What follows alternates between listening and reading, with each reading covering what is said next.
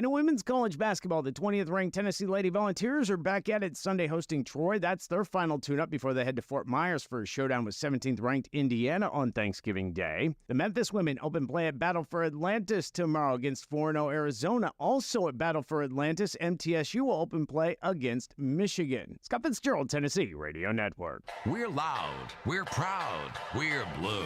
WGNS AM and FM, your home for the Middle Tennessee Blue Raiders. Rutherford Issues with Brian Barrett on FM 101.9 and AM 1450 Murfreesboro, FM 100.5 Smyrna, and streaming at WGNSradio.com. Welcome back into Rutherford Issues, and we are powered by Middle Tennessee Electric, which brings you the lighting of the downtown Christmas tree on December 1st at 5:30, taking place in front of the local courthouse, sponsored by MTE.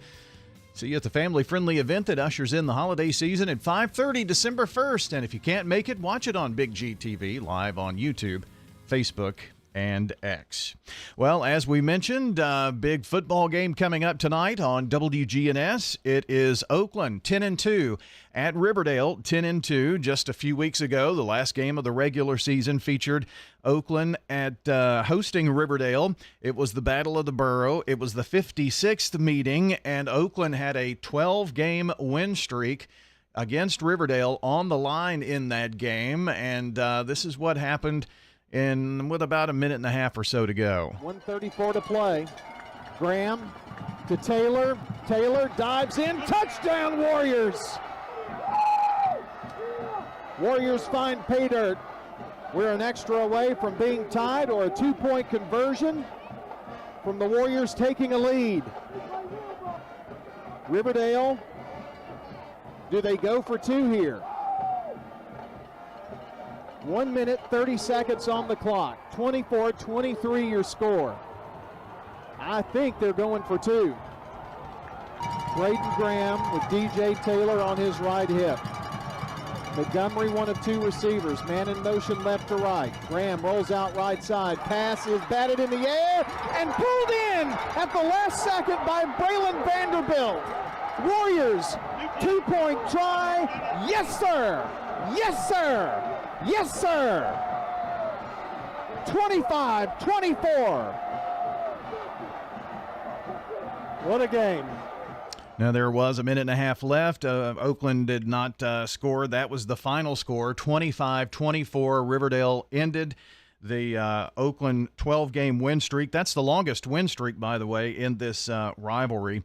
Tonight, the 57th meeting between Riverdale and Oakland. This one at Riverdale in this playoff game tonight. Now, how many times have they played in the playoffs? Good question. They have played now 6 times. This will be the 7th that they have played. Interestingly enough, the very first time was in 1998. They played in 98, 2001, 2002, 2009, 2015, and most recently in 2020. So that's 6 times. In 5 of those 6, the same team that won the regular season also won the playoff game. Back in 2020, Oakland won both. They also won the 6A championship. Back in 2015, Oakland won both. They lost to Maryville in the semifinals. Back in 2009, Riverdale won the regular season in overtime, won the regular season in overtime, 13-10. They won the playoff quarterfinal game, 14-7, lost to Maryville in the semifinals. In 2002, Riverdale won both, and they were the 5A runner-up to Brentwood in 2002. In 2001, Riverdale won both and beat Hendersonville for the 5A championship. 1998 was interesting. Remember the last play that we just played right there, minute and a half to go, Riverdale takes the lead? I want to kind of paint this picture because it's really interesting what happened back in 1998. Riverdale beat Oakland 31-28 in the regular season. Oakland, in the quarterfinal playoff game defeats Riverdale 26-7. In the regular season game, that happened to be, again, the first time in 1998 that they played in the playoffs. Riverdale won that tight 3-point contest in the regular season. Monty Hill Jr. and I were talking about this yesterday. He had conversations with Desmond Rhodes, who was on that team for Oakland, to Matt, who writes for the Murfreesboro Post. He was on the Riverdale team. And also LeBron Ferguson, who was an assistant coach at Oakland at the time. Marty Uverard, who is at NBA now, was the head coach at Oakland. So we had lots of recent memories of that, okay? So Oakland, in that game, scores, and with a minute and a half left, go up 28-24. That's in 1998 in the regular season game. They score with a minute and a half to play to take a 28-24 lead. Riverdale then, on the ensuing kickoff, run it back for a touchdown to make the score 31-28, and they win it. That was the regular season game. And Oakland, again in the playoff game, they win it by a final score of 26-7 en route to the 5A state championship game, which they won by beating Hendersonville. Just thought that was really interesting, the only meeting. I have no idea what's going to happen tonight. Yeah, I think it's a toss-up game. But that was a pretty interesting glance back at that particular game in 1998. Riverdale, by the way, back then was the 1 seed, of course. They beat Soddy Daisy and then had Lincoln County come in and barely beat Lincoln County. Lincoln County was loaded that year and only beat them by a touchdown, 21-14, and then had a tough time with the Oakland Patriots, of course, dropping that game. Oakland had an opening round game with Cumberland County and squeaked by in that 2-3 game. They only won by a touchdown, and then they rather handily beat Franklin County. And then they didn't really have a close game after that. 41-7 over Franklin County, 26-7 over Riverdale, 21-7 over Dobbins-Bennett, and the state championship game, 46-24 over Hendersonville. So there you go. Tonight, going to have a lot of stars. Got 2 Mr. Football semifinalists who are going to be locking horns. Going to be a great game. Hope you'll listen.